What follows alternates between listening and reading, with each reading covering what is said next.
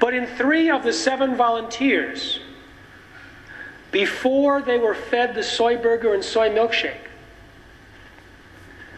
the scientists found inside the DNA of the gut bacteria the gene that Monsanto scientists had found in the chemical waste dump, that they had put into soybeans, that had been put into the food supply, that had somehow in the past been eaten by these 3 people from England and had integrated into the DNA, along with that promoter, that on switch, and it was functioning.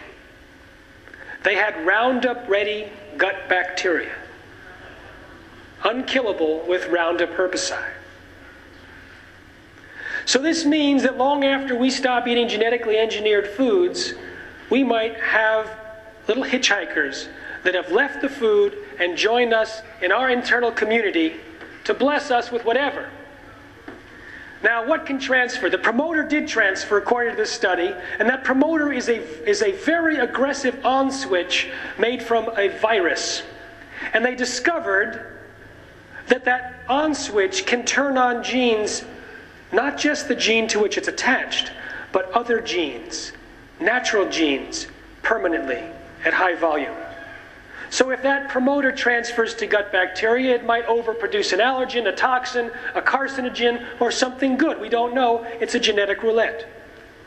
The antibiotic-resistant marker gene might transfer, causing super diseases. The Roundup-ready gene did transfer, and that has properties of a known allergen. According to the WHO, if that particular property is there, they should never commercialize the GM crop because it might cause allergic reactions. But that's a recommendation, and it's not enforced. And that's the protein that's produced inside of us continuously. The Liberty Link gene, another herbicide-tolerant gene, it might have the capacity of turning non-toxic residues in Liberty Link crops into herbicide inside of us. The BT gene might transfer.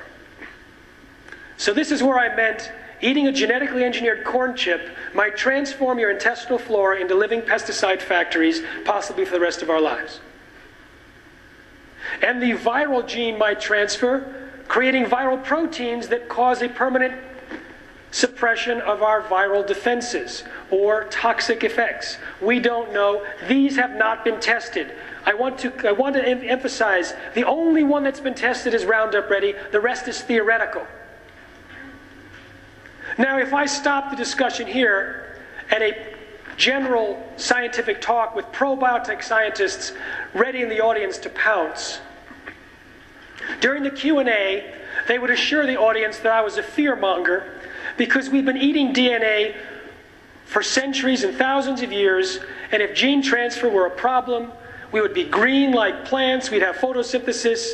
It's simply not a problem. And this is their intellectual, scientific argument as to why we shouldn't be concerned about gene transfer.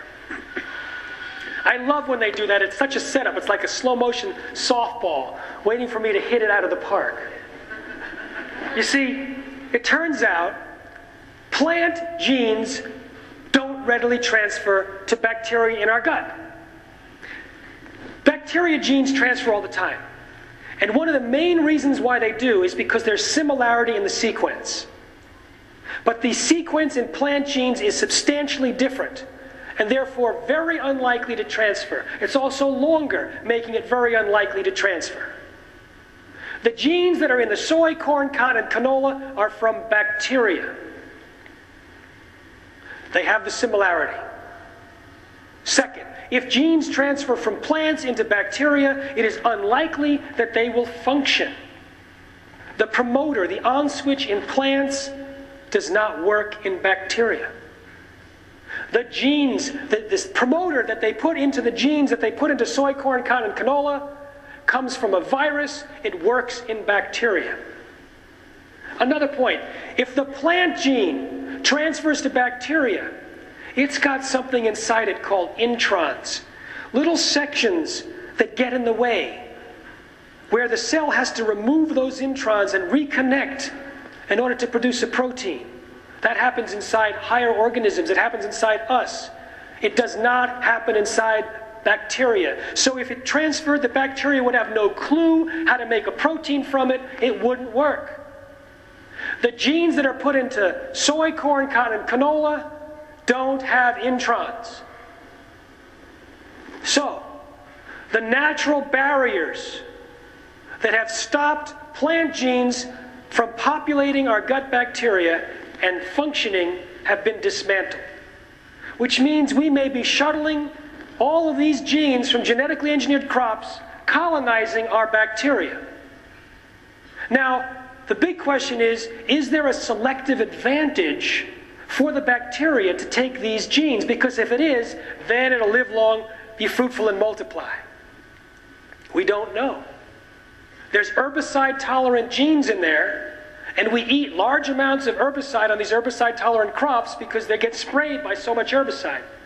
And that means that there may be a selective advantage because those bacteria won't die because they're Roundup-ready gut bacteria. So we may be altering that precious area of our health and digestion, the gut bacteria, altering it throughout North America. Not from the canola oil or the cottonseed oil, because that doesn't have DNA, but from the corn on the cob, the corn chips, the other soy products that contain the DNA. So this is very serious. It also is possible that the genes might transfer to our own DNA, wreaking havoc in our own cells.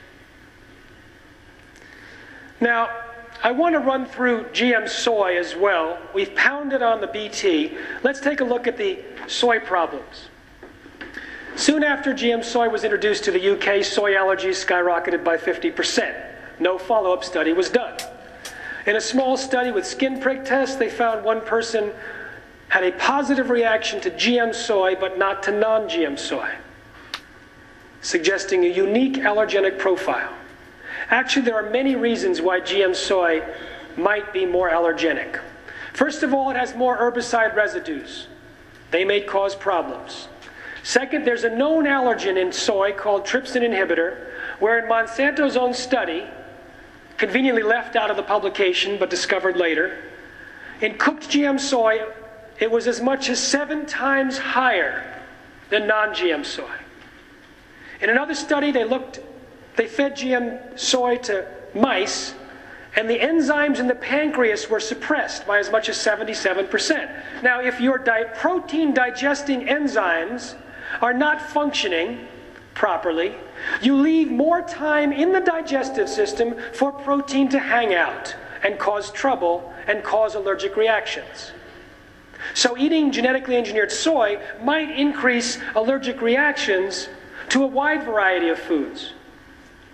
In addition, they looked inside the GM soy and they found a new protein that was never intended, probably the result of the massive collateral damage that occurs during the process of creating the GM. And this protein was able to bind with IgE antibodies, meaning it was probably an allergen, or possibly an allergen. And as I mentioned, the protein itself, the Roundup-ready protein, has properties of a dust mite allergen. So it itself might be an allergen, and it may be continuously produced inside of us if the gene transfers. So all of those are reasons why GM soy might be increasing allergies to soy or other problems, or other allergies. Now when mice and rabbits were fed Roundup-ready soy, they had altered cells, enzymes, or gene expression in livers, kidneys, pancreases, and hearts. Here's mice livers. That's the nuclei. You'll see on the right, the membrane around the nuclei is more rough, not as smooth. Inside the nuclei is the nucleoli. You'll see differences there as well in the GM-fed group on the right. Rat livers on the right also show clear differences in the tissues compared to the controls that ate non-GM soy. Rats that ate GM soy, the testicles changed color. The cells changed color. For mice that were fed GM soy, there was damage and changes in the young sperm cells.